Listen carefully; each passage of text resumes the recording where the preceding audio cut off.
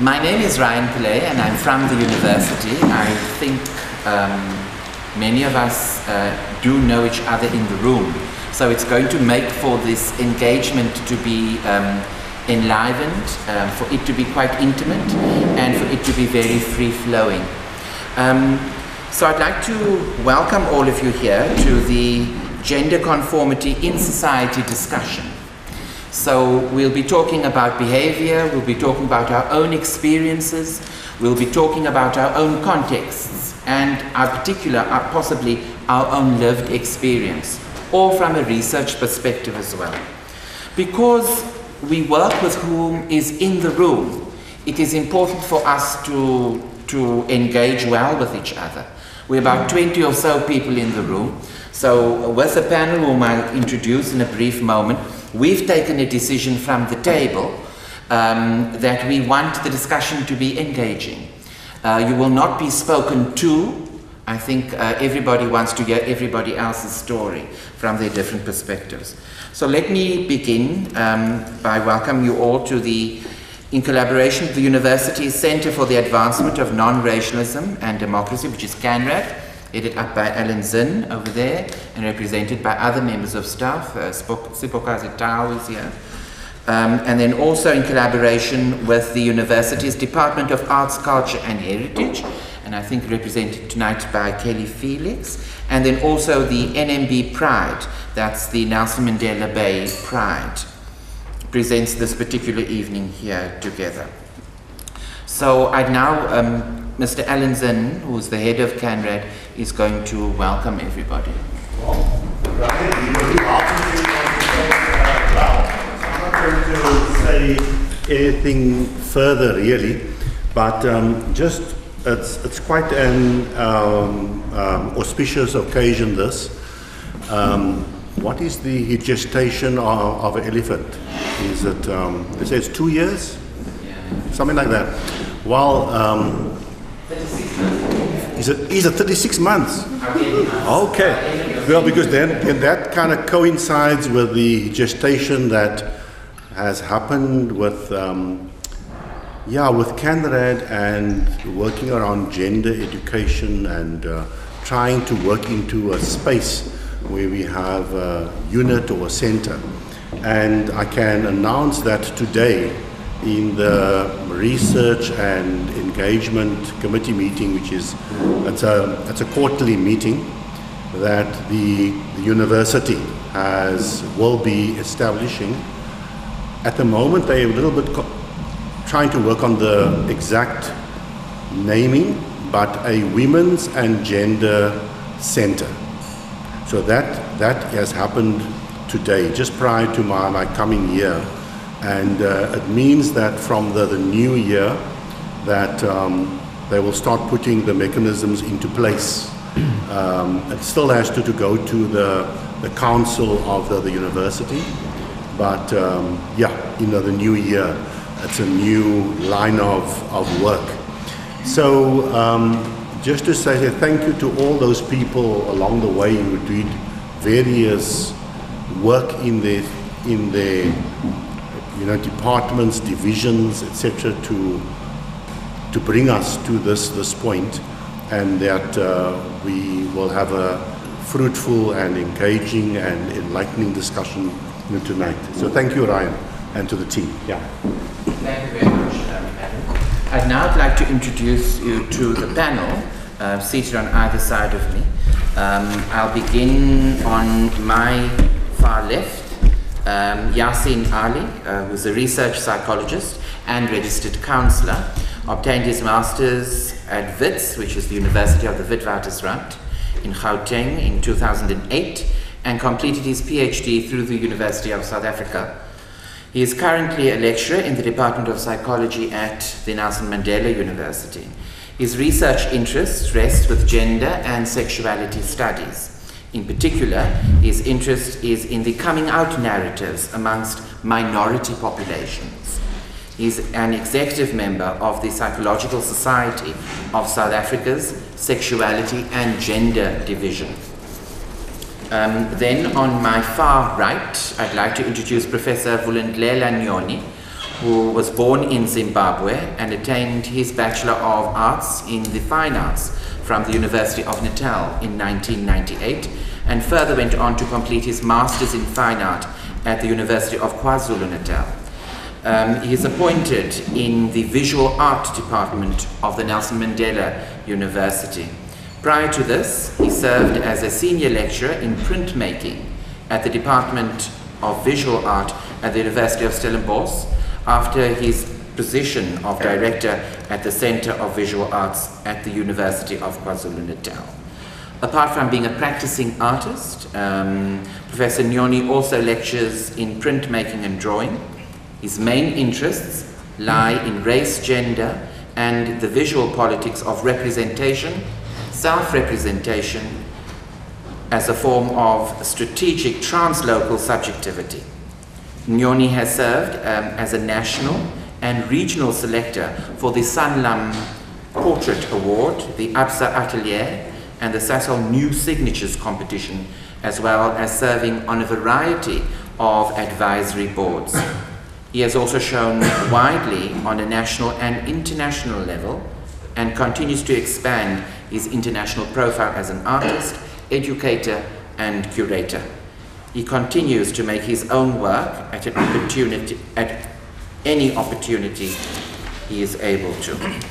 Then, seated directly next to me, we'd like to welcome Professor Jasbir Pauer, who is a US-based queer theorist, who is currently an associate professor in the Department of Women and Gender Studies at Rutgers University. Pauer is the author of Terrorist Assemblages, Homo Nationalism in Queer Times.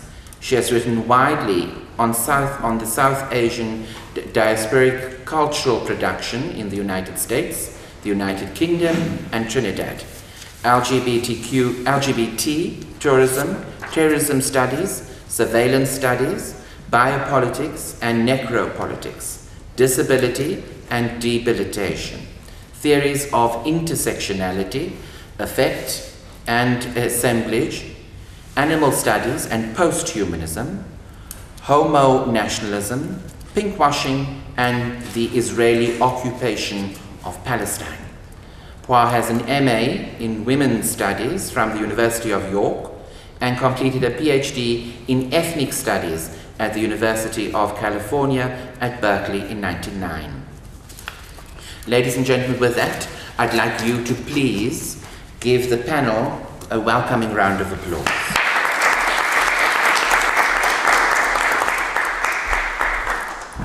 So with all of that read, all right, let's kick off with the reason why we are all here. At this given time in South Africa and in our university and within universities, which are spaces which are highly, highly contested, because they are filled with about 800 or so students and about 800,000 students in the higher education sector. There naturally would be far more than 800,000 questions about far more than 800,000 different topics. So naturally, the position in terms of the South takes center. We've had a few very interesting events that have happened over the last 3 years or so, which has disrupted the sector for good, from whichever perspective or whichever lens you look through it. So naturally, as we dig deeper and interrogate the South far more, we are going to come up with more questions of different ways of being and different ways of expressing our multiple identities. So a topic such as this evening is extremely well placed within society. You will find, and you know maybe far better than I would, that this particular topic could be duplicated in any other space in our country, but also globally. And the opinions and the thoughts that would come from these particular questions would certainly vary. So tonight we are going to have a conversation about exactly that. And a few ground rules for the discussion that we're going to have is, number one, that everybody's opinion is valued and is important. the university values, of which you know far better than I do, all 6, those naturally would be embedded in a discussion that the university would host. But I think more importantly, you have your own self-respect and your own dignity. And you are certainly going to hold the dignity of your own, but more importantly, that of somebody else intact as well. So we will listen well to each other, we will debate robustly, but we will still listen well to each other.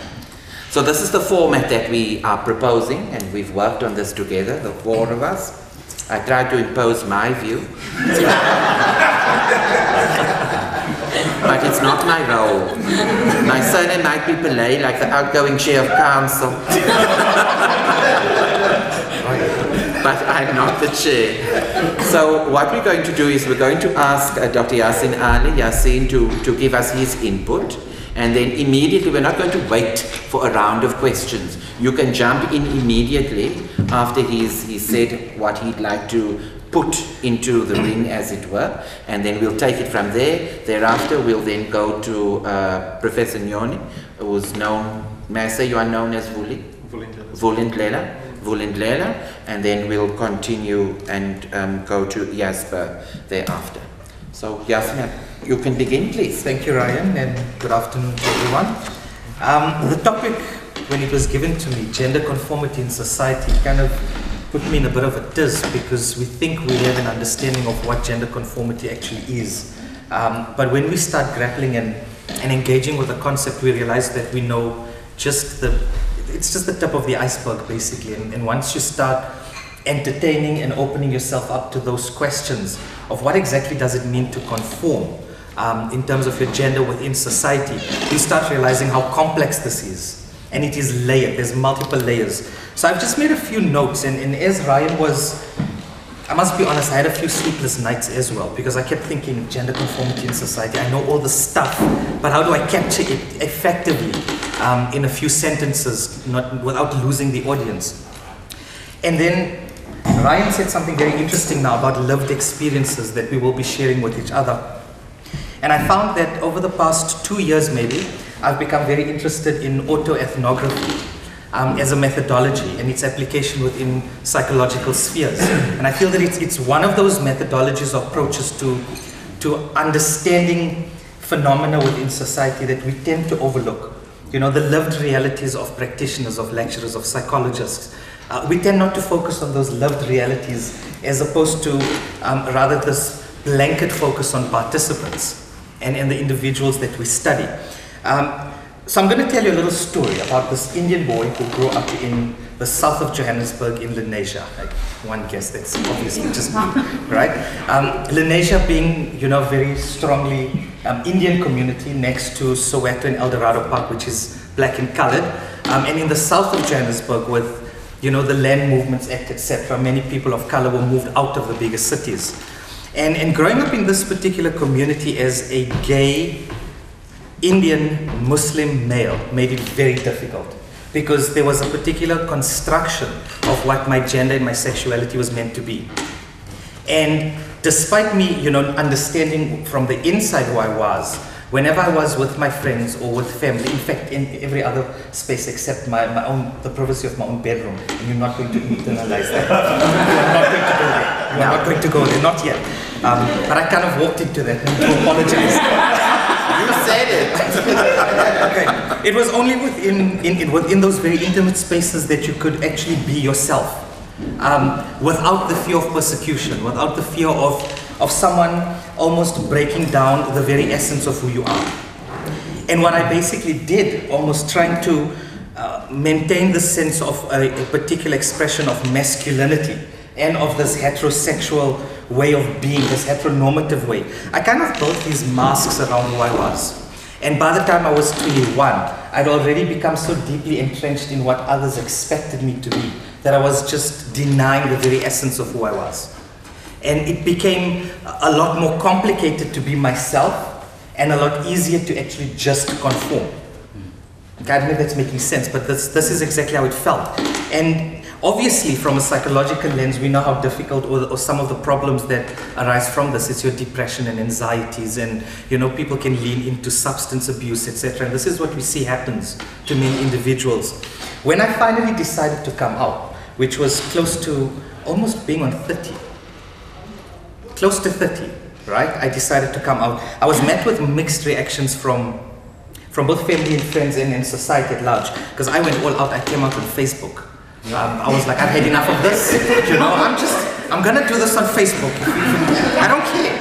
I'm writing this article about coming out and being gay, Indian, Muslim. I'm gonna do this on Facebook, and I did it, and it went viral, and I was the topic of discussion amongst within certain groups in the Indian communities. And the biggest discussion was, how could he do this? How could he do this? And I was faced with the question of, but what exactly am I doing? I'm just being myself. And for the first time in my entire life, I've embraced the fact that I can actually be a gay South African Indian Muslim man. It's fine. It's okay to do that. However, there was obviously the repercussions from family and from friends, where you get cut off and you're almost kind of blacklisted, and people almost look at you in a different way. You're the topic of discussion in every mosque in Johannesburg.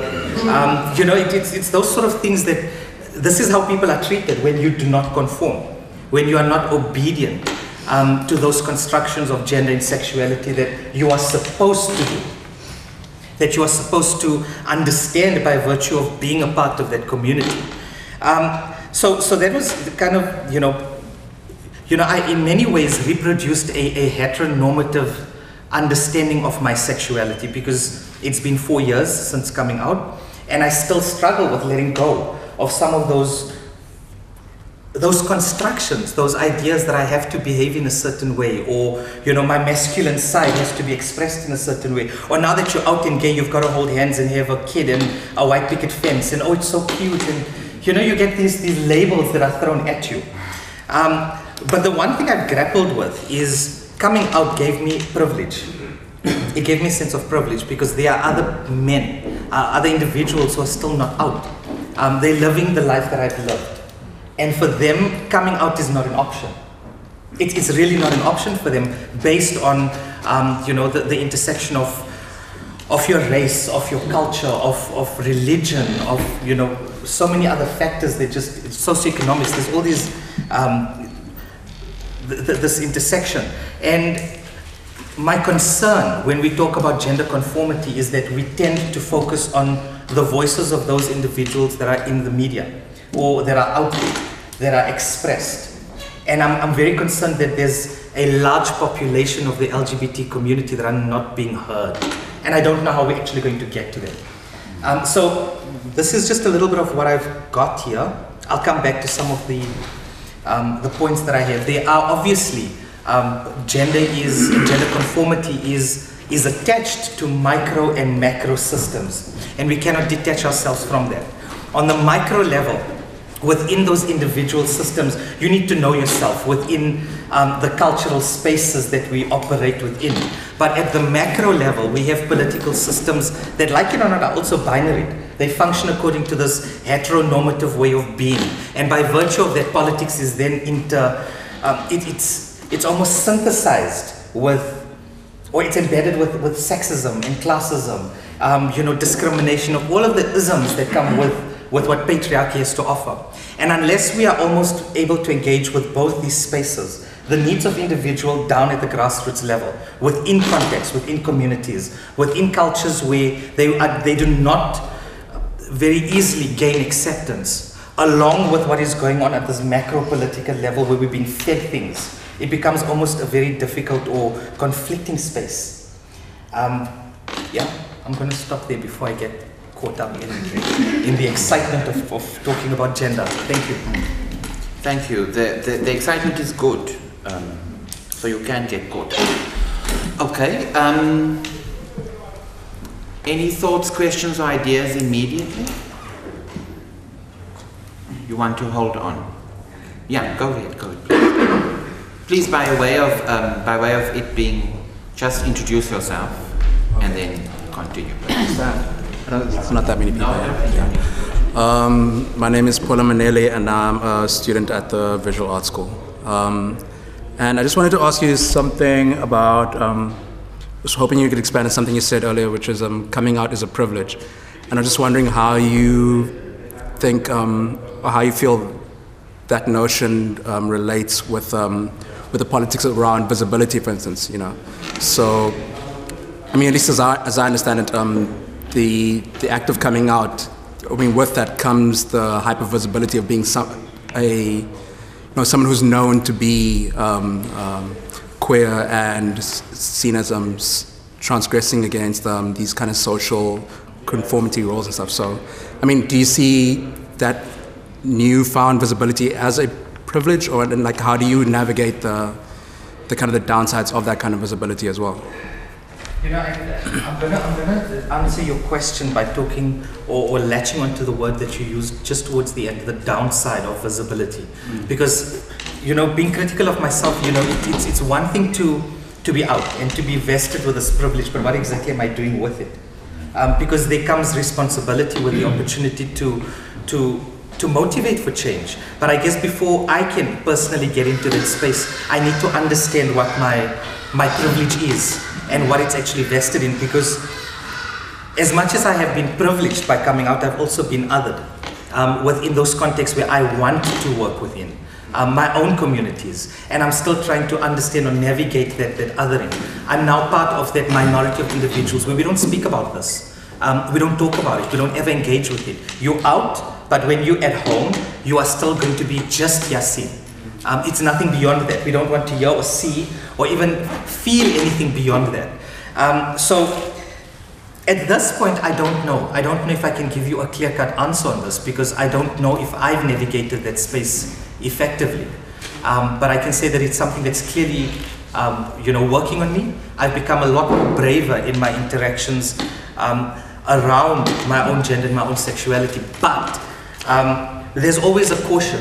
There's always this fear that because you have been othered, you can almost automatically become a victim of terror, because people will just look at you as the source of everything that's going wrong in society. You're the cause of all these things. It's you people that are bringing these ideas into our families. So it's quite a difficult space for me to, you know, even something for me to answer quite straightforwardly. I think that, yeah, I'm still making sense of the privilege, if it is privilege. Is it privilege to have come out? Because at the same time, I think this is who I am. I don't have to see it as a form of privilege. It's just that I now have a voice and a platform to use that to my advantage. However, I don't know if I have been using that to my advantage. Not to my advantage, but to the advantage of those communities or those minority groups. Because we're speaking in a context and in spaces where people are typically accepting of gender and diversity. However, how would it be if I go back into Indonesia and I have this very same interaction with a group of people there? How would it be received? And I guess that is where the major advocacy is needed. Okay. Yes, go ahead, please. Hi. Well, Nyoni, I'm an alumni of the university. No longer a practicing artist. I'm doing other things. Well, I'm a founding member of the African Cultural Policy Network, and I also serve on the steering committee of the organization, which aims to advance cultural policy issues across the African continent in consultation with UNESCO.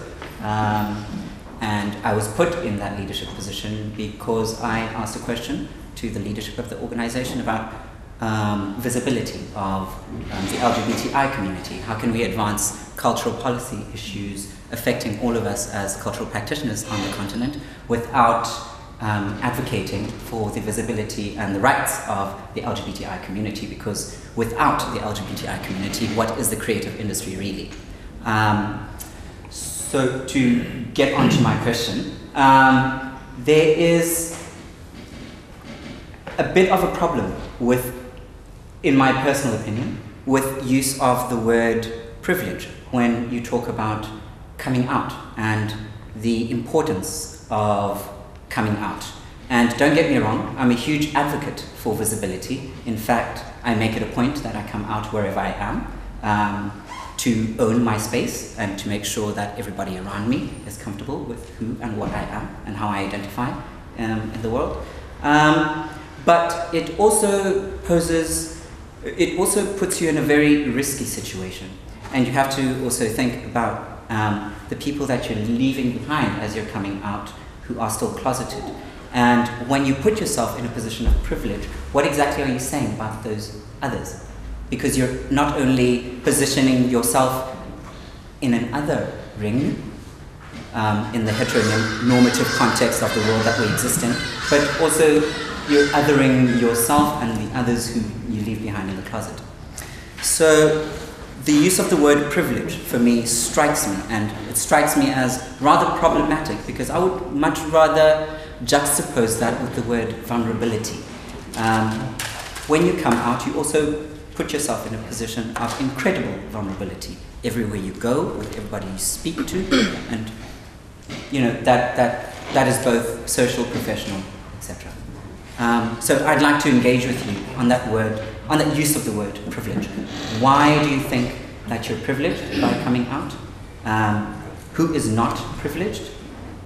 And why do you think so? I like this, and thank you for the question. The thing is, I'm going to draw on an example about the navigation of my sexuality that happens almost every single year when I start a new course with a new group of students. My students would read my body, right? They read your gender, they read your sexuality, they read the color of your skin, they read who you are, and it takes a couple of weeks before there's the sense of comfort and trust that is almost built. And when I talk about the concept of privilege, I'm no longer pretending to actually behave in a certain way. What you see in front of the classroom is the full comprehensive Yaseen. And if you read my body in a positive or in a negative way, well, good for you or bad on you. When I was in the closet, when I was still not out, I was hiding that part of who I was. So I was not a complete individual. That's how I felt in terms of my interaction with other people. Individually, yes, to myself, I could grapple and understand my sexuality. I've been in a relationship now for 10 years, while I was in the closet as well, and we managed that very well. There was no issues between us or within myself. But when it came to meeting with friends and people who did not know that I was out, because no one knew. No one knew. It was just this big, dark secret that had to be kept. And in that secret, I had to pretend to be a heterosexual man. Right? And in that pretending to be a heterosexual man, you actually put on this facade, this face, this mask. So when I would stand in front of the classroom prior to this, students at the end of the year were very confused with who I was.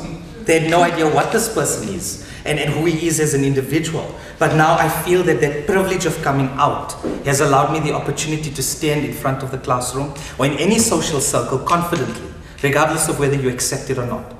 And that is, I think, the privilege for me of coming out. It's not about I'm better than you because you're in hiding and I'm not. It's not about that, because I understand the social, the psychological, the emotional pain.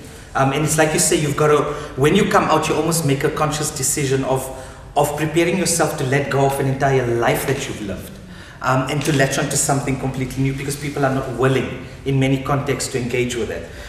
So I'm very aware and cautious of that use, but I'm using that word in the sense that I can very openly and integratedly speak about myself and my experiences in relation to my career and my life and my friends. And that is what I feel gives me a sense of privilege.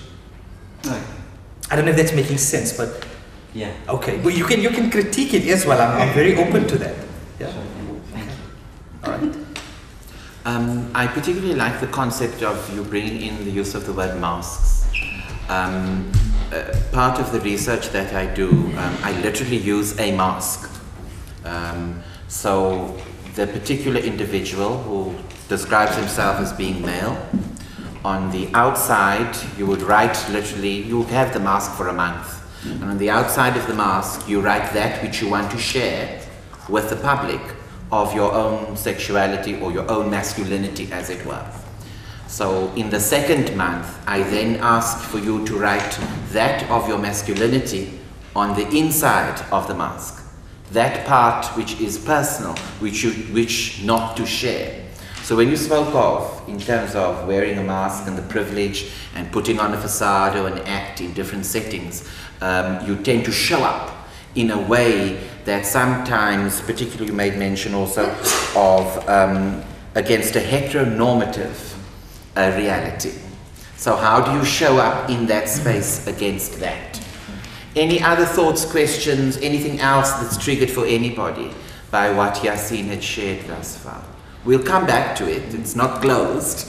Yes, go ahead Rachel, please. Maybe it's a very obvious point, but perhaps you are using the word privilege because you are in a situation where you can do it without threat to your life or without, there must be some support structures that enable you to do that, where for some people there aren't those.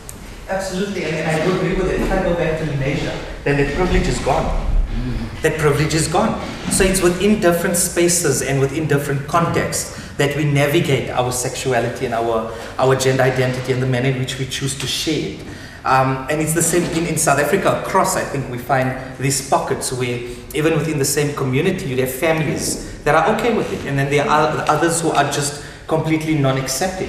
It's a very difficult beast to tame.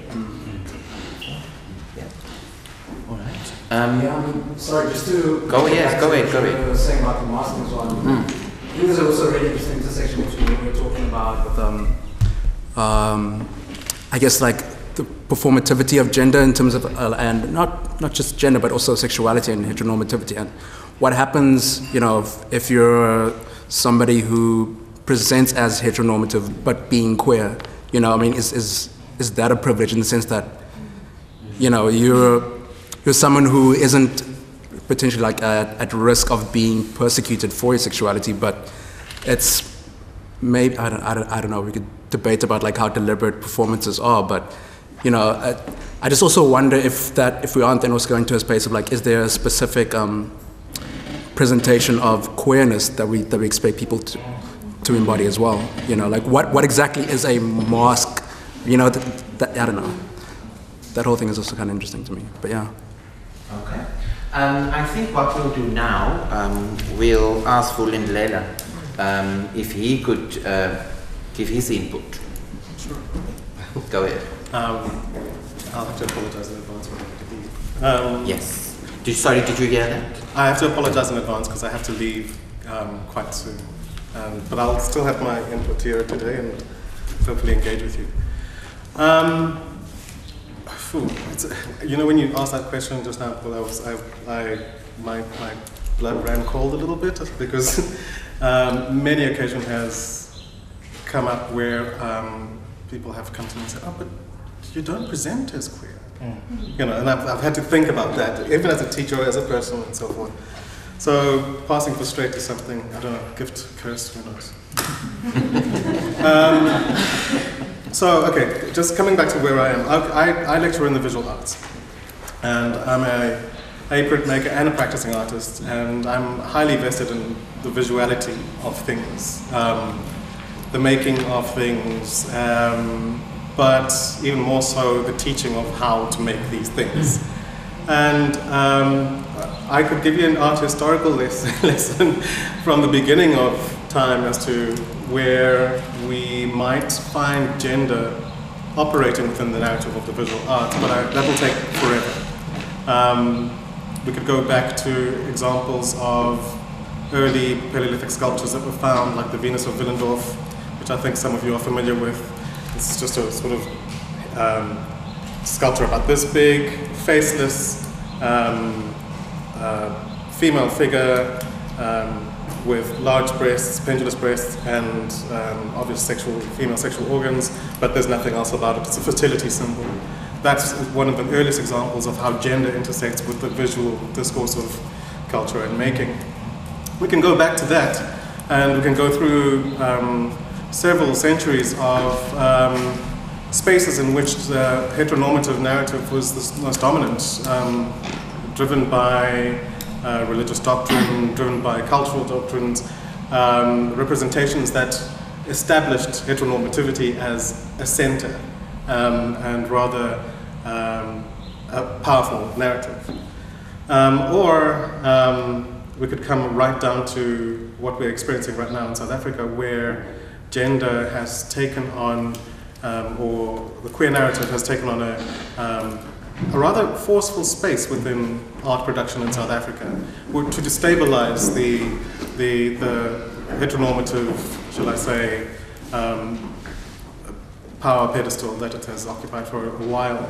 My mind goes to the exhibition of the Roads Must Fall exhibition in Cape Town, which was beset by protesters from the Trans Collective, who were agitated by the lack of trans narrative, or the trans narrative within the exploits.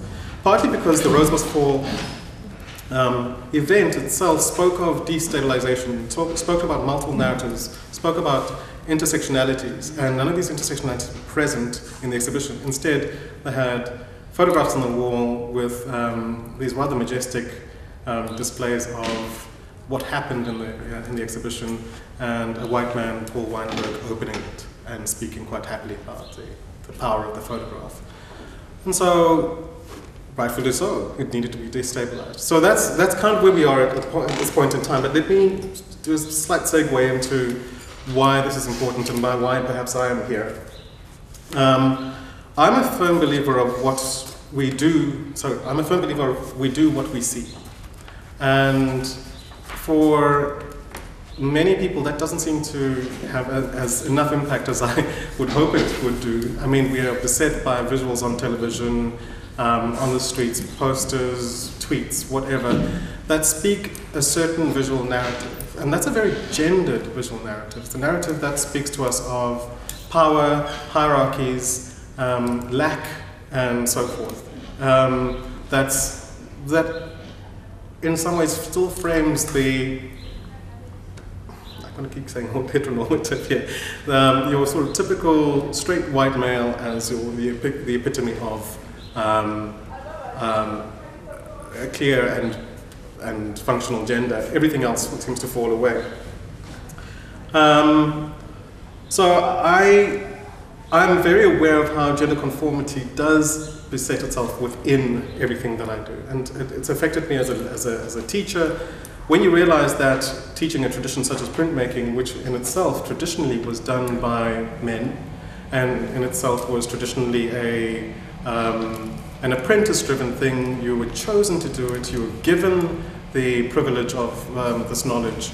And then I look around in my second years or a class of 17 young women, and I have to negotiate how this now needs to be articulated. How do I take this male-dominated space, and historically so, and queer it so that I, myself, as a bisexual black Zimbabwean man, have to not reiterate the narratives that have been going and are embedded in the actual curriculum and the structure of what these things are. So those are the discourses I'm having. It's not so much the representations in many ways. We can always change the symbols and the signs that we use, but I think it's how the information is passed on as to how something can be engendered. And you have to ask the question, is this a power play? Is this about creating a narrative that puts you on one side and acknowledges or disavows another presence? Of interest, maybe some of you know about current artists who are operating within the queer space in art and gender. Some of us are here, actually. But the more famous ones, of course, you would recognize would be Zanele Mkholi, Pierre Fouché,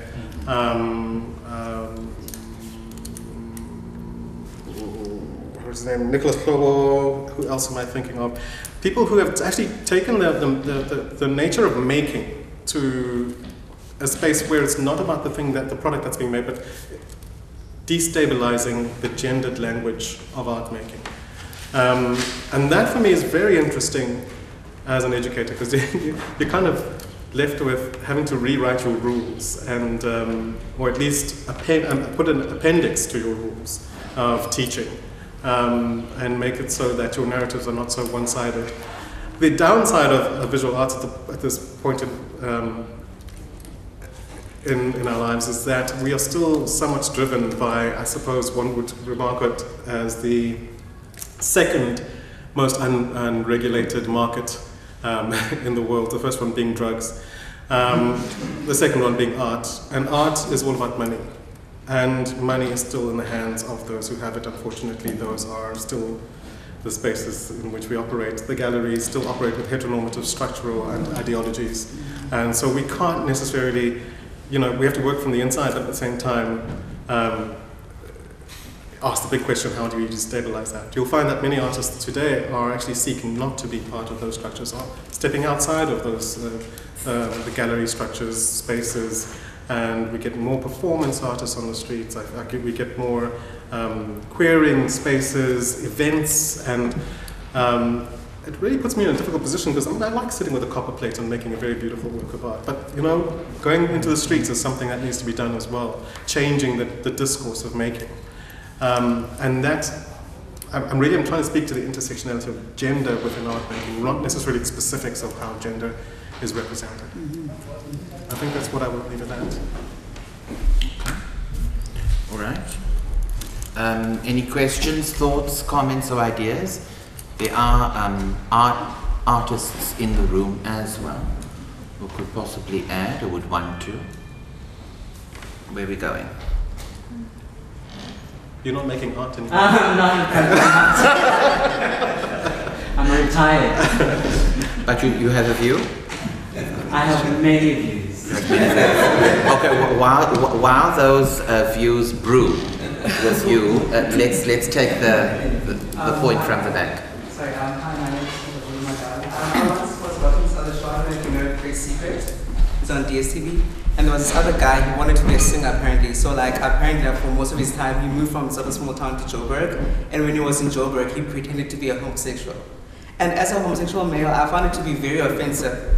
Because he said that the only reason why he was pretending to be homosexual was because he felt that it was his only way to break into the industry. Because I've actually found that through my personal experiences, we as homosexuals, especially in the community that I live in, we are seen as being rich, we are seen as being educated, we are seen as being the gatekeepers, for lack of a better word, for getting in the industry. I was wondering how as a community can we actually destabilize that and break down that stereotype? Are you asking me?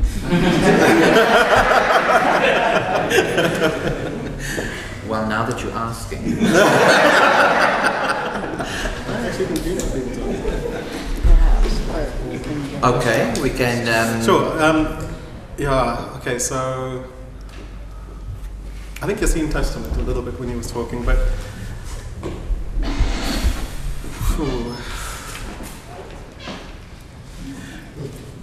It's a difficult one. How do you destabilize the sort of stereotype that's growing, which is that gay people seem to be the it crowd? Is that what you're saying? Sorry, it actually brought us right now, I'm in a current relationship, because it's actually made me very wary of the relationships that I'm in, the relationship that I'm in, and the relationships that I'm going to go in the near future about oh my word, and this guy with me because he actually wants to be with me, obviously. You don't take it serious, I don't know.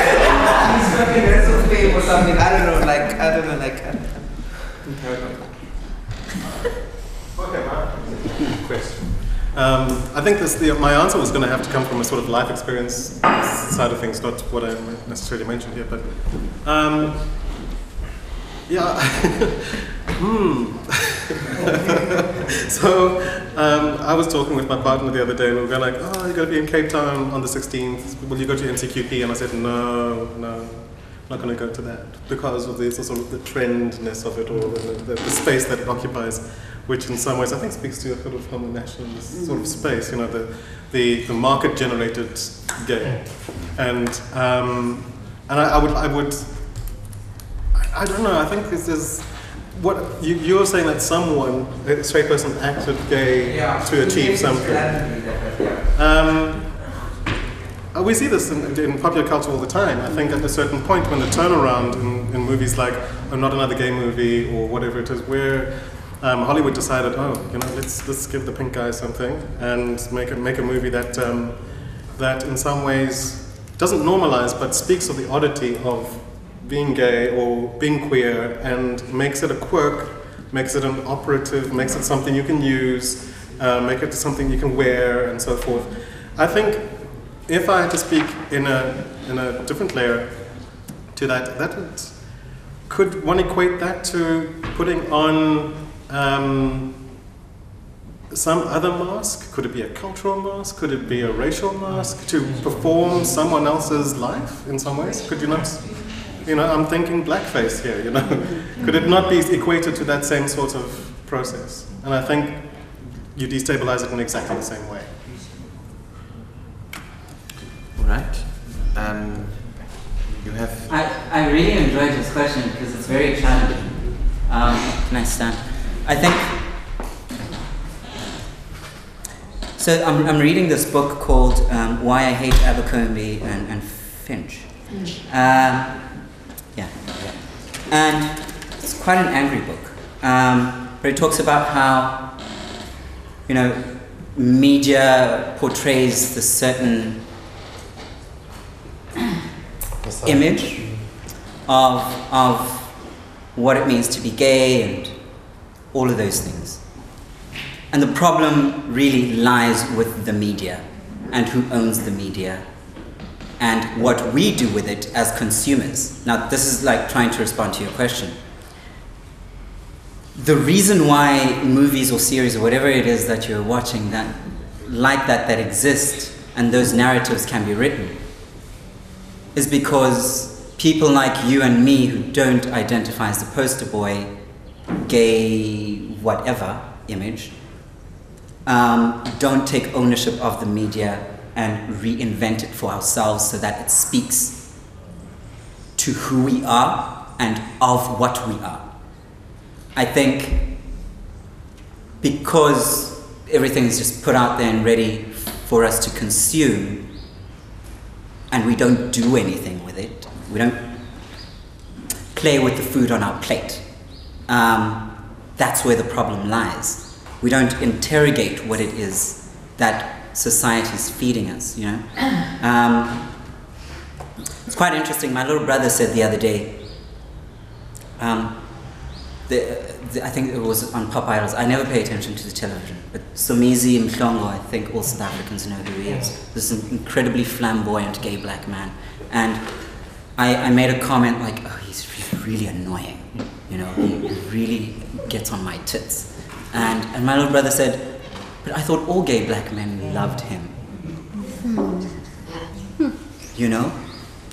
Because that's the person that's been put on television for us to consume, and he's there not to speak for me or to represent me in any kind of way, but that's the heterosexual world, that's what they see and that's what they consume and that's what they think Somizi represents of all gay black men, and that we can all relate to that identity, which isn't true. I think that's what your frustration is actually all about, and that's where your anger lies. It's about how heterosexual people can then latch onto these identities for their own means and for whatever reasons, and it's a huge conversation. Lots of articles have been written about it, about the gay for pay thing, which angers me on a different level. But I think your question really relates more to media and what we do with it. If I can. Perhaps, yeah. If I'd like to tail end my discussion on duality here, I think that if we do what we see, then we have to recognize that even within queer culture there are conformities that we have to acknowledge and see as just as damaging as, for instance, within queer culture, within gay culture specifically, and now we're not talking just. I think we're conflating gender and sexuality here a little bit too much. But I think if we were to think of the titles that exist within the gay community, you've got your bears, your cubs, your otters, your surfers, and so forth. And I think then you have to think all of those speak to a process of either conform or don't. You can either be part of this or not. And I think that's the way that are we hardwired to think this way, or are we utilizing a particular narrative of displacement, disapproval, and disavowal that we need to be careful of. And that happens in visual media a lot. It happens in a way that you're not conscious of it, and it is terrifying when you really see it. All right. Vulindlela needs to leave. Well, now. I'll take a couple more questions. Okay. You self-organize. Who wants to go first? I just want to comment on what he asked actually. I think the problem is with gay people trying to present themselves in a certain way because they want to be accepted by society. Because people see gay people the way they see, they probably think gay people have high profile because it's just how we present ourselves because we want to be accepted. And media sees us in this particular way, and then they take gay people sort of a project because they want to make money. Media accepts gay people who are flamboyant, who are bubbly, who are flawless because they want to make money.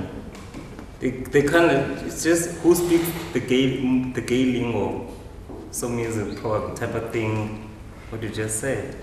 It's really we just how we present ourselves. That's what I think. And now people, they think, okay, gay people are these people, they have money. They this, they that, and they that. And media comes in. Yeah. I think I partly agree with the previous speaker. My name is Nobubele, my surname is Puz. Within the sporting world, I play sport.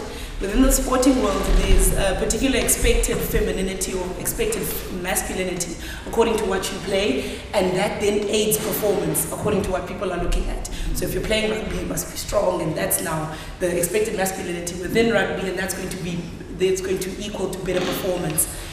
I'm thinking now with all of these conversations that we're having about the expected masculinity or the expected flamboyancy of a gay person in media, is it possible to start thinking about whether or not society puts those people there? Because if they were to remove the expected flamboyancy, the expected gay person, they would then have to, it would be destabilizing to a point where they have to understand gayness in totality, and maybe they're just not ready for that. So media then continues to perpetuate a certain kind of person because to understand everyone involved within that category is just too complicated. So then is there a way of us saying that within our separate communities we start making or simplifying the concept of gender non-conformity and simplifying homosexuality to a point where people are willing to accept it without thinking it's going to be complicated to try and understand it?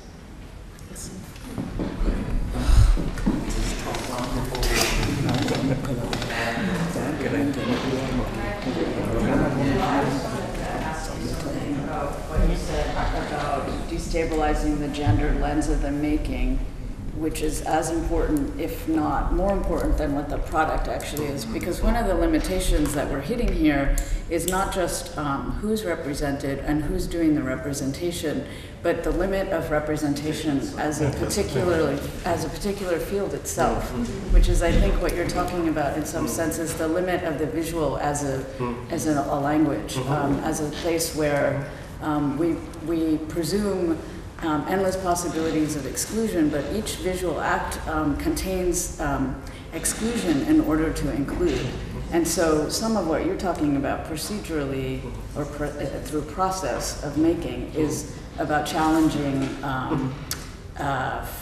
form, not just content, but form. Exactly. I found that in, how can I,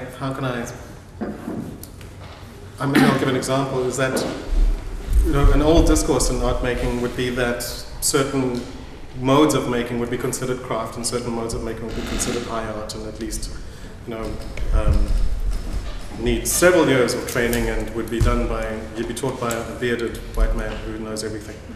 And destabilizing that, particularly in the context of, and this is where it becomes quite a very tightly woven mesh, in that within the context I find myself teaching printmaking in South Africa, I'm using a very Western tradition, very male-dominated tradition, using Western techniques and products to work with people who live with their own gendered culture, language, voice, being, to help them express in this modality something. So I don't want to get into that whole conversation as, is printmaking relevant? Should it be scrapped on the Southern African continent?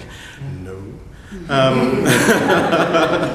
What I'm saying is that at every turn, I have to keep asking myself whose narrative is being portrayed or used, or at least given a countenance for at this point. So it is in the making. It isn't that constantly question. Does it reflect on the local cultural aspect of things? Is this a craft space or is this a very masculine space that I'm bringing 17 young women? Do I expect them to stand back while I show them something, or is there a different way to teach them? That sort of thing. So it's a lot of it from myself, speaking as a I suppose cisgender male. It would be just to sort of stepping back and saying, I can't use my narrative of being a male, my gender, to direct the information or the process by which my teaching operates, or my making in itself. It needs to operate in a different way. And gender then becomes a very conversational space, rather than something that is inherently in something that I do. There's another question. I was going to say, the thing of stabilizing everything is really difficult, especially if you consider culture. If there's no possibility that you can just simplify it to society, because society, the focus on culture, and culture is just huge. Which is why, that's why I raised the issue of, the example that I used was that the specific discipline that I teach is quite a specific thing, and it has its own history elsewhere. But it does have an African history too, which is something that I'm also using to destabilize the Western narrative of this process.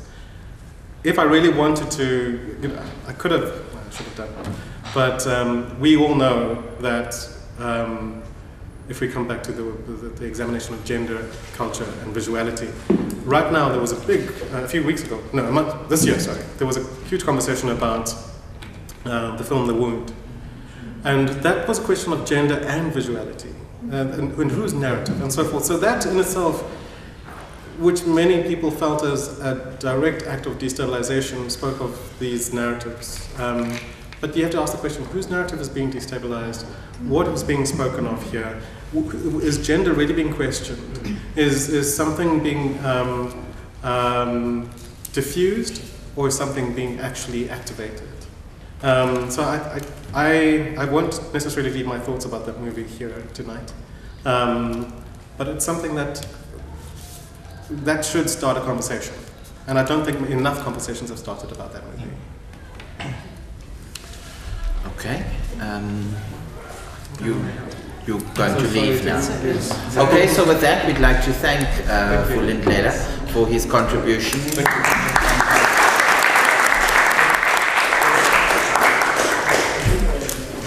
Okay, thank you. Thank you. All right, so with that exit, it now gives us the opportunity to have the inputs from Jasbir. Am I saying your name right? No, Jasbir. it's okay.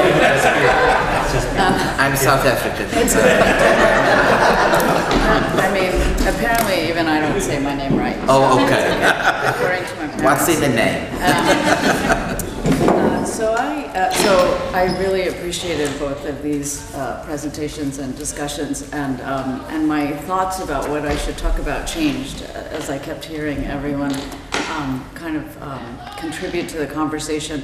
So I am a kind of longtime participant of gay and lesbian and queer organizing in the United States, specifically in San Francisco as well as in New York, and I also teach in a gender studies department, and I very specifically teach gay and lesbian studies, queer theory, and questions of intersectionality, race, class, gender, So for me, all of these conversations are never just about LGBTQ or queer identities, but how class intersects, how race intersects, how gender intersects, which is why I think it's maybe why we run into some of the difficulties around figuring out why certain kinds of narratives are privileged and other kinds of narratives are not privileged or are actually not available.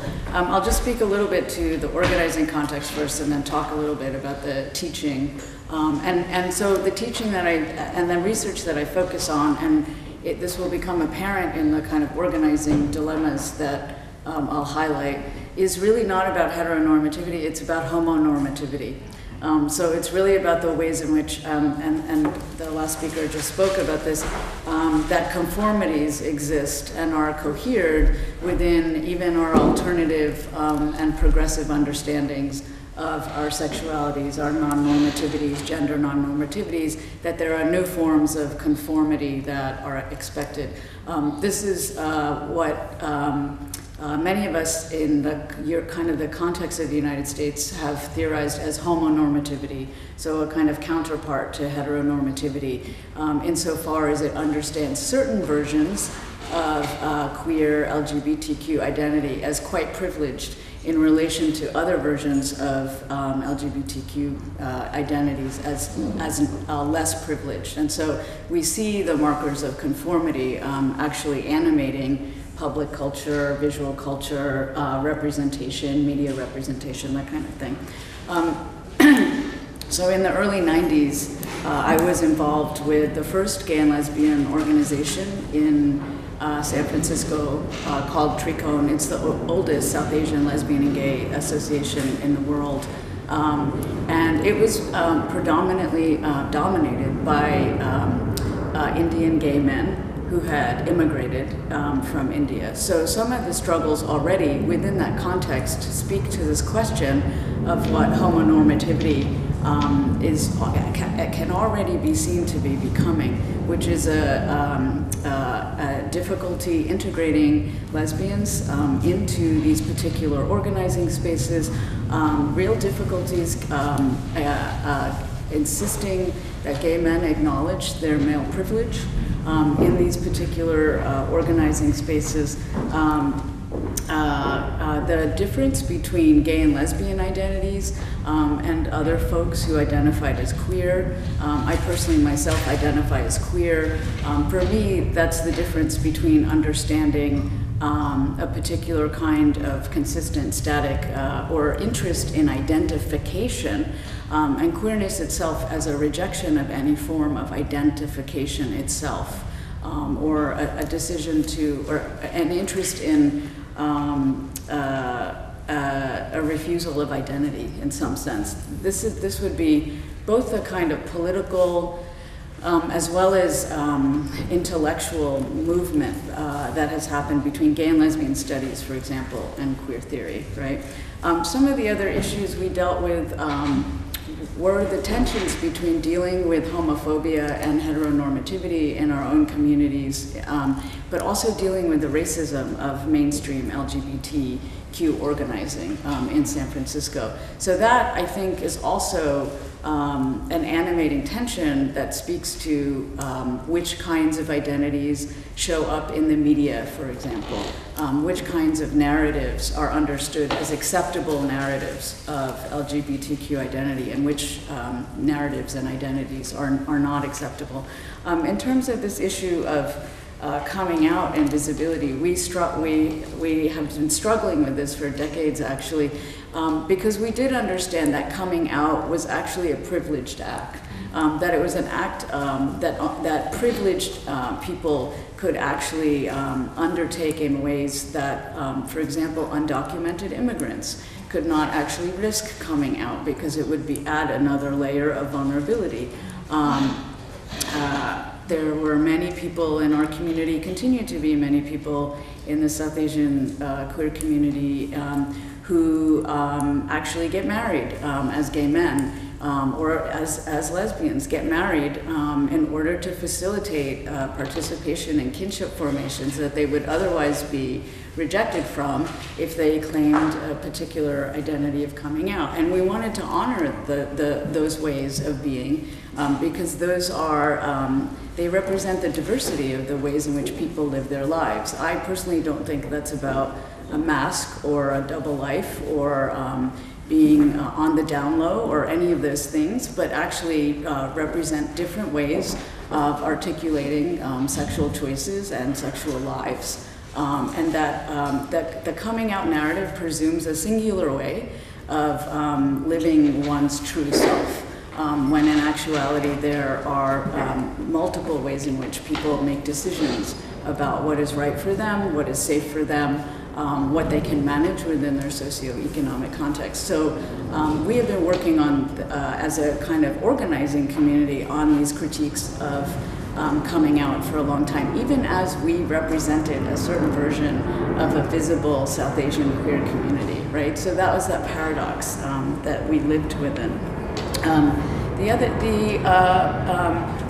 also struggled with religious difference in the South Asian queer community, particularly between Hindu South Asian queers and who are the dominant nationalist formation, and the dominance of Indian immigrants as opposed to Pakistani or Bangladeshi immigrants, and Muslim queers. And this became particularly a point of strife after 9/11 in the United States, when as progressive as many Hindu Indian queers were, they wanted distance from the Muslim queers in our community because of the kind of racism, Islamophobia that was growing post 9/11. So again, you kind of see the ways in which conformities or expectations or hierarchies within our community start manifesting because these are all intersectional identities, right? I will speak about one last organizing project, which is the Audrey Lorde project that I've been involved with for 18 years now in New York City. It's for queers of color in New York City and queer immigrants in New York City. And the two projects that they actually have are actually located in grassroots community organizing that, and again, really disarticulate from some of the more homonormative identities that circulate, in the media. So a lot of working class, immigrants and queers of color who live in neighborhoods that are heavily policed and deal with police brutality. So we have a safety outside of the system program where people are trying to theorize and practice ways of not relying on the police, for example, to intervene around community disagreements, right? Because so often we are the targets of police violence, even when we call on the police to actually assist us in various situations. And we also have a trans justice project, which is very much so a project that is, so one example, the Safety Outside the System project is very, very critical of the legalization of hate crime legislation, for example. The Audrey Lorde project actually took a very vocal stand against the legalization of hate crimes against LGBTQ populations because it understood that legalization would actually further penalize communities of color who would be understood as the ones perpetuating violence against LGBT bodies instead of the ones actually receiving that violence because of the ways in which communities of color are often understood as more homophobic than white communities. So these are the kinds of non-homonormative or non-traditional,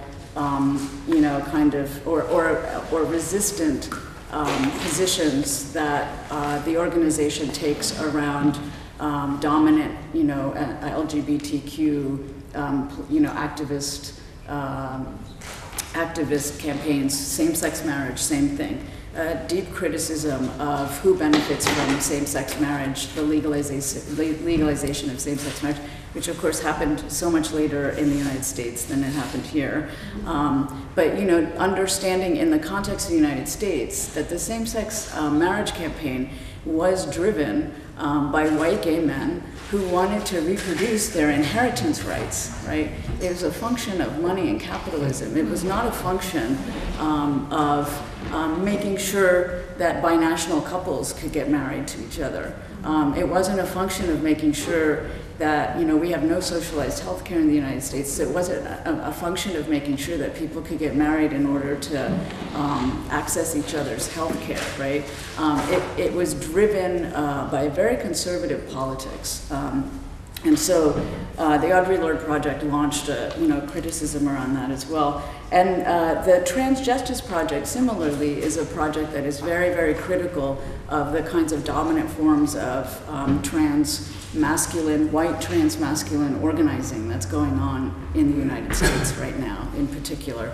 And so has a deep critique of the ways in which the high rate of murders of trans women of color, particularly black trans women, gets mobilized as the sign of trans vulnerability by white, human rights organizations, who then are able to capitalize on the vulnerability of a different segment of the population that is actually not their own vulnerability.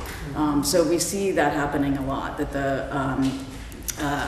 that certain figures are then used as proxies for gaining certain kinds of access to narratives of vulnerability, when in actuality these are actually very privileged bodies on some level or another.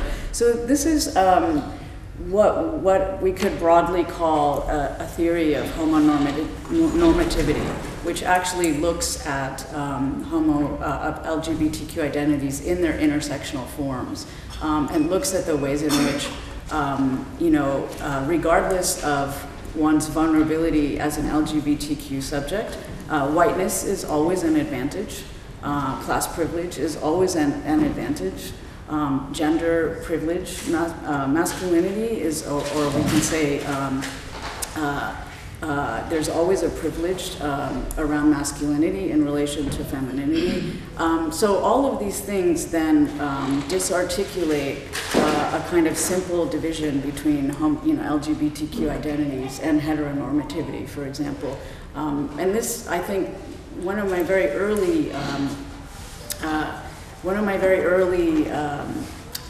lessons in grad school was the work of Kathy Cohen. You might know her, perhaps, and a very formative article that she wrote called Welfare Queens, Bulldaggers, and I'm missing a third term. But it was really about, she really theorized the difference between heterosexuality and heteronormativity, and understanding that that people who may be heterosexual are not necessarily heteronormativity, that heteronormativity is a particular intersectional nexus of various forms of privilege, racial privilege, gender privilege, class privilege, able-bodied privilege, for example. And so we have to do the same thing for homonormativity. There's a difference between homosexuality and homonormativity itself. And so the kinds of issues that we're talking about tonight are really animated by this difference. How available is homonormativity to us, unevenly so? And how is it that we get disarticulated from homonormativity in ways that we would like, sometimes in ways that are not helpful, right, or not beneficial, because it means the appropriation of our identities and the closing out of us from various kinds of resources. So I will stop there. Okay. Questions, thoughts, ideas? Where are we going to begin? I would like to make comments. It's just really interesting how what you're saying kind of takes away from the oversimplification. And I think that the one thing that the oversimplification of the topic not actually being dichotomized as well, and to allow different ways of being. And the one thing that's been sitting with me here is that there's the self in various contexts, and even within the self, the context of the mind shifts. So the kind of socialization that one's experienced from young, that's there, and then one is able to kind of like stand out of that and challenge that. But then there's also spaces in which you sometimes revert back. So even that space is one that cannot actually be held and stable. I totally agree with that, and I think one of the hardest things, as someone who grew up feeling, this confusion about coming out, about being oneself, all of these things, in these organizing spaces, understanding that we were at once dealing with oppression, but also capable of oppressing, right, simultaneously, and that always has to be in play, because we are never only victims, and we are never only perpetrators, but we are always already both. And so how to actually address those complexities, and understanding that our dominant representational systems are inadequate at capturing that complexity. They will always reduce. So when we think of like even a human rights platform, and this is obviously going on in South Africa, where the progressive LGBTQ agenda is driven by whiteness, right? And it's driven by a particular kind of participation of South Africa on the global stage. South Africa is already understood globally as an exceptional space to be gay. I went to my first gay wedding in South Africa, right? So, it already has that kind of narrative to it. But who's actually benefiting from that narrative, right? Not everyone in South Africa is benefiting from that narrative. It's a very uneven distribution of rights. So the rights-bearing subject is a non-intersectional subject.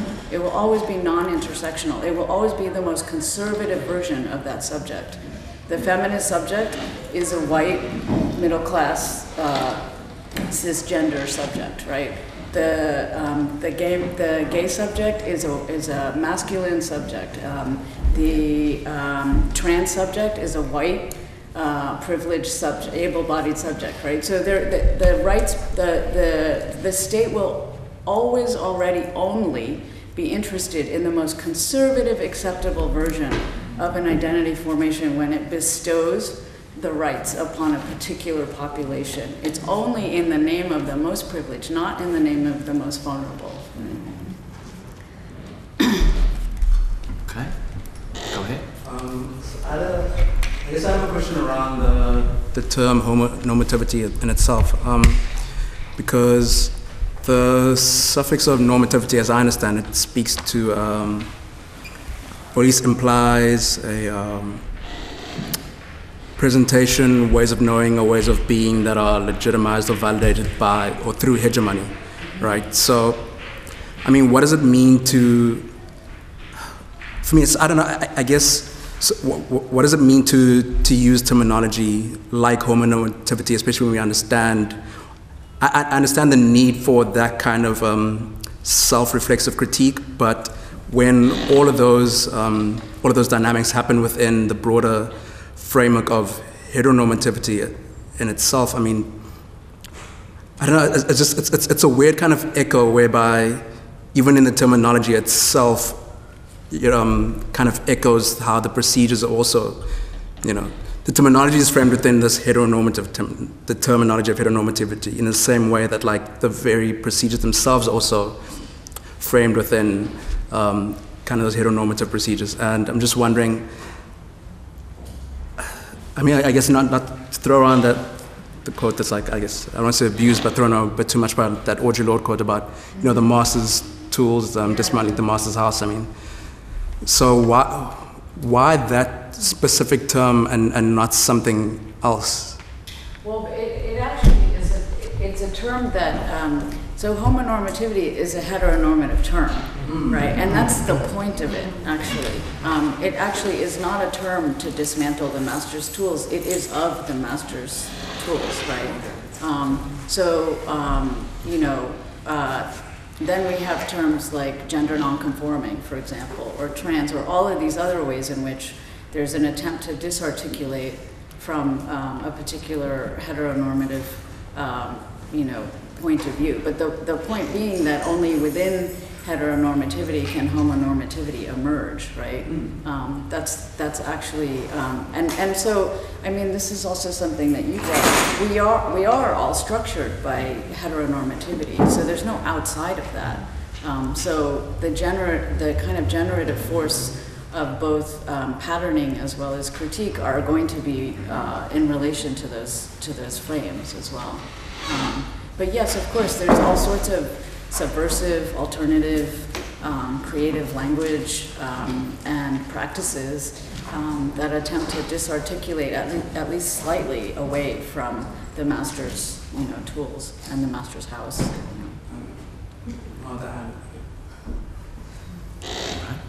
Right.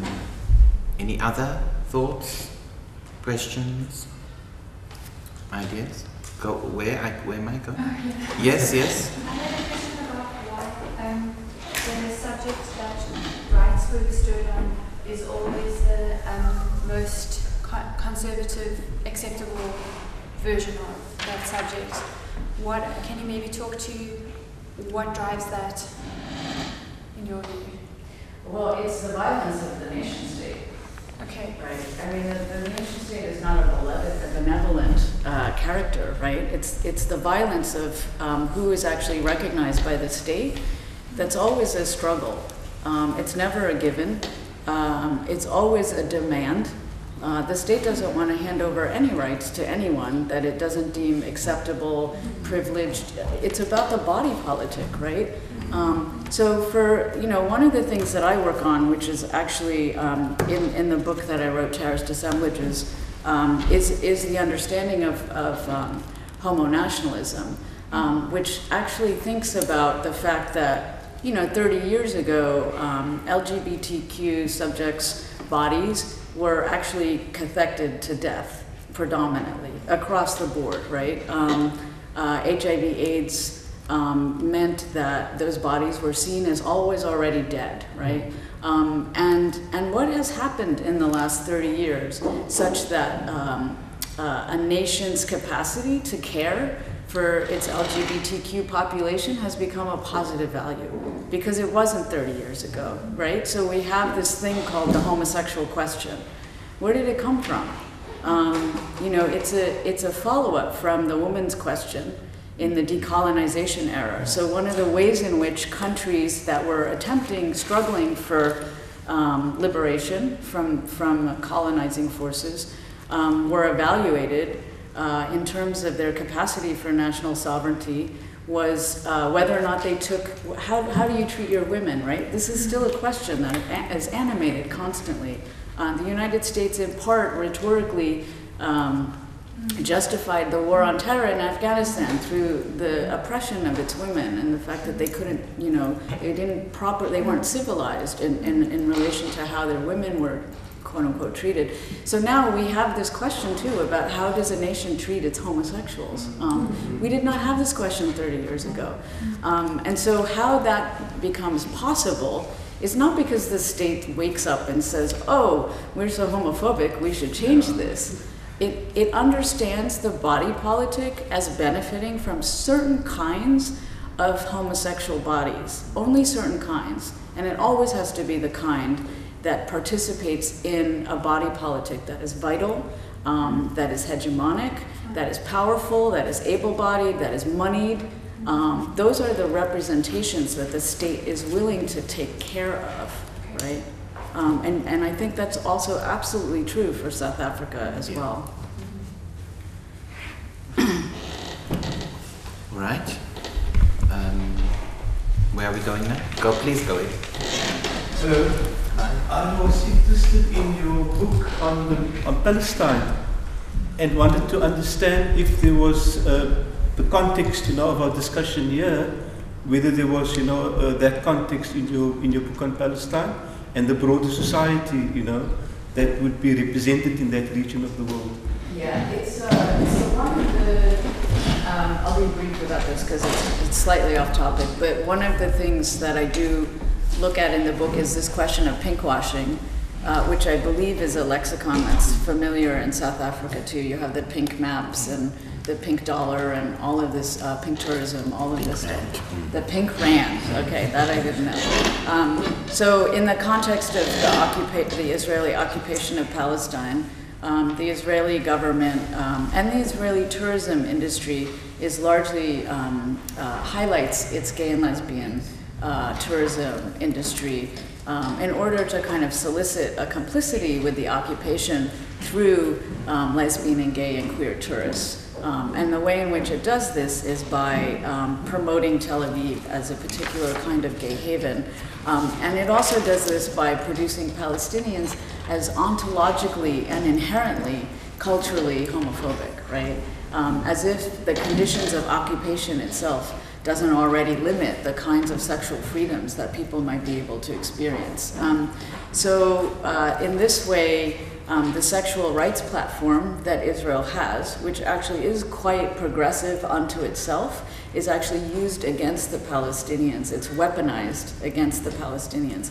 This is another way in which we could think about homo-nationalism, or also the way in which conformity of one segment of our population is used to then pathologize and racialize and subjugate another segment of a population, right? So the difference between Israeli LGBTQ subjects and Palestinian LGBTQ subjects is they're not part of the same community, right? Because one is seen as acceptable representative of the state of Israel, and the other is seen as a kind of pathological sexual subject. So that is elaborated in the book as well. Probably a lot of resonance in South Africa. Probably. You probably found a lot of that resonating in South Africa. It seems to me the tourism industry here, and also the constitutional rights, which happened quite early, are then, again, the question is always who benefits from those rights and at whose expense are those rights actually enacted, right? And so it seems to me that that's a kind of obvious relationship to whiteness and white supremacy. Almost, we can speak globally now, right? That the project of homonormativity and homonationalism is a global project that produces bodies of color that are queer as lesser than, as less deserving of these protections. Yeah, I remember, might have been a year or two ago, there was like quite a basic example of what you're talking about with queer rights, or I guess the way that Israel presents its queer politics and that being weaponized against Palestine. And there was a tweet sent out on, I think by the IDF Twitter account, and it was a fight to pride. IDF Twitter account. And it was a Israeli fighter plane jet or whatever that was literally painted pink, and then with the messaging about like how women are allowed to serve in the force. Yes. But like, just that image of like, you know, like a killing machine, but it's pink, so therefore it's cool, you know. So yeah. I mean, I'll add one last example. In 2001, I was organizing with the South Asian Lesbian and Gay Association in New York City, and you know, we did an annual contingent in the New York City Pride Parade. And it was right after the Gujarat pogroms happened, right? And there were actually members of our community who did not believe that they were real, you know, massacres that had happened, and refused to participate in a contingent where we were carrying signs saying no pogroms, down with Hindutva and all of that stuff. And it was a wild moment for me, because I thought, we have to deal with really progressive LGBTQ people in our community, and what are we going to do about this, right? And it totally fragments this sense that all of us are progressive and on the kind of right side of history and on the right side of political struggles. And it started fragmenting our community in really intense ways. I mean, we haven't been, the fantasy of we are all kind of cohesive in our political beliefs really fragmented. And you can see this now in the States and other places, the rise of a global gay populism, conservative populism, with some of these characters running around in the name of homosexual, representation. Exactly. This is coming our way. This is what's in our faces right now. I think we've reached 7:30, which is the cut-off airtime that I've been given by my producer. So I'm going to take one final question or comment or thought. Anything that you wanted to put into the space, I'm going to afford that opportunity now. None at this stage? Yes. Ah, there we go.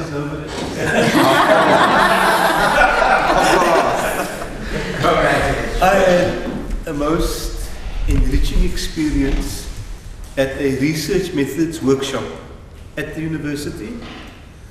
Dr. Leila Kassim was the presenter.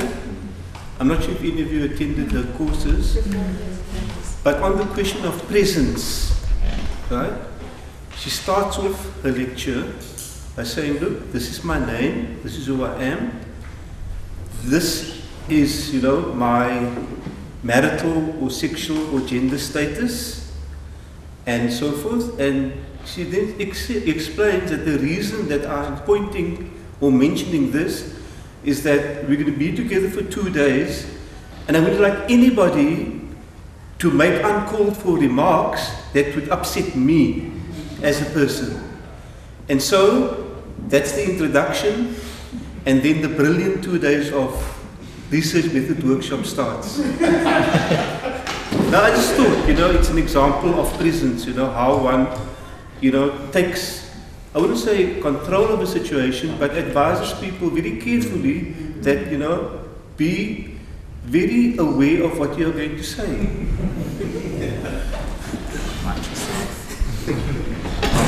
Okay, thank you very much for the note on presence in the space. All right, I'm going to ask Kelly Felix, who is from the Department of Arts, Culture and Heritage, yes, I said that right, who's going to do the vote of thanks, because this didn't drop out of the air. There was hard work and planning, and I'm sure countless emails and conversations that probably happened over a year ago or so to get this happening. So I'm going to ask Kelly to say a few words now, please. Can I just stand over here? So on behalf of CANRAD, Arts, Culture and Heritage, and the NMB Pride Committee, we'd like to thank Prof Pauer for, activating the space a bit more within, the activism space that is happening in the Bay. I think it's a sort of a gem added on to the conversations happening, and to Mr. Zinn and to Bukazi for also, activating this kind of dialogue, so that we can, partake in that. And then our panelists, of course, Dr. Yaseen, Ali, and then Prof Nyoni, and then our facilitator, Sarayan Pillay. Thank you so much. You always, I don't know how to say it, but you always sort of hold the conversation, in a very, very pleasant way. And then also thank you to our videographer, Marco, and then the Bird Street Gallery, Jonathan, I don't see him here. He's the Bird Street Art Gallery manager, and we'd also like to thank him for, opening up the space for us here. And then, of course, everyone who is present here and partaking in the conversation. I think it's a beautiful conversation to have.